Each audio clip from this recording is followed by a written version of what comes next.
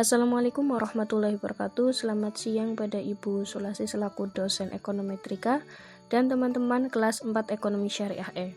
Semoga kita selalu dalam keadaan sehat, diberi kemudahan dan kelancaran pada kuliah hari ini. Amin.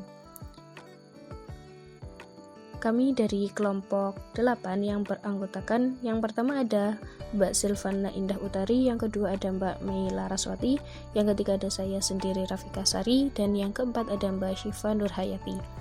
Pada kesempatan kali ini kami akan memulai presentasi yang berdasarkan hasil diskusi kami tentang uji asumsi klasik heteroskedastisitas.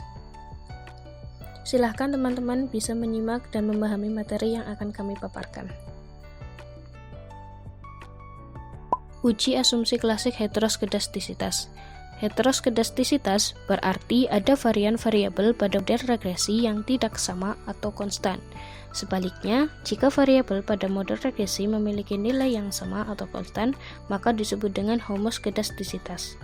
Yang diharapkan pada model regresi adalah yang homoskedastisitas. Masalah heteroskedastisitas sering terjadi pada penelitian yang menggunakan data cross-section. Selanjutnya yaitu uji heteroskedastisitas dengan menggunakan metode analisis grafik. Metode analisis grafik dilakukan dengan mengamati scatter plot di mana sumbu horizontal menggunakan nilai standar dz, sedangkan sumbu vertikal menggambarkan nilai residual student dz. Jika scatter plot membentuk pola tertentu, hal ini menunjukkan adanya masalah heteroskedastisitas pada model regresi. Sedangkan jika scatter plot menyebar secara acak, maka hal itu menunjukkan tidak terjadinya masalah heteroskedastisitas pada model regresi yang terbentuk. Namun, metode ini dapat bersifat subjektif, maksudnya yaitu setiap orang bisa beda pendapat atas hasil pengamatannya. Kemudian yang kedua ada uji heteroskedastisitas dengan metode Glatzer. Uji heteroskedastisitas dengan metode Glatzer dilakukan dengan meregresikan semua variabel bebas dan terikat nilai mutlak residualnya. Model regresi yang baik maka tidak terjadi heteroskedastisitas.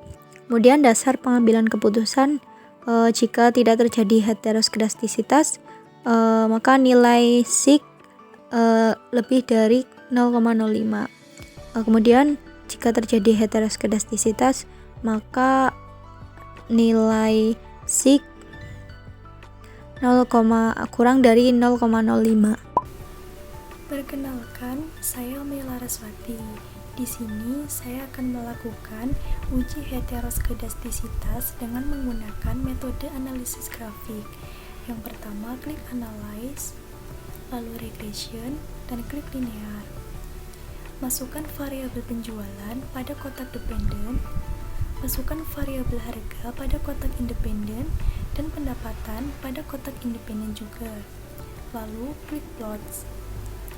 Masukkan serisih pada kotak Y dan zip rate pada kotak X, lalu continue. Abaikan pilihan lain dan klik OK. Setelah itu, muncul scatter plot. Outputnya, berdasarkan tampilan pada scatter plot, terlihat bahwa plot menyebar secara acak di atas maupun di bawah angka pada sumbu regression stand dan decide residual. Oleh karena itu, tidak terjadi gejala heteroskedastisitas. Yang selanjutnya, saya akan melakukan uji heteroskedastisitas dengan menggunakan metode Glatzer. Yang pertama, klik analyze, lalu regression, dan klik linear. Masukkan variabel penjualan pada kotak dependen. Masukkan variabel harga dan pendapatan pada kotak independen. Lalu, klik save. Pada kotak residual, pilih unstandardized, lalu continue. Abaikan pilihan yang lain, lalu klik OK. Setelah itu, kembali ke editor awal SPSS.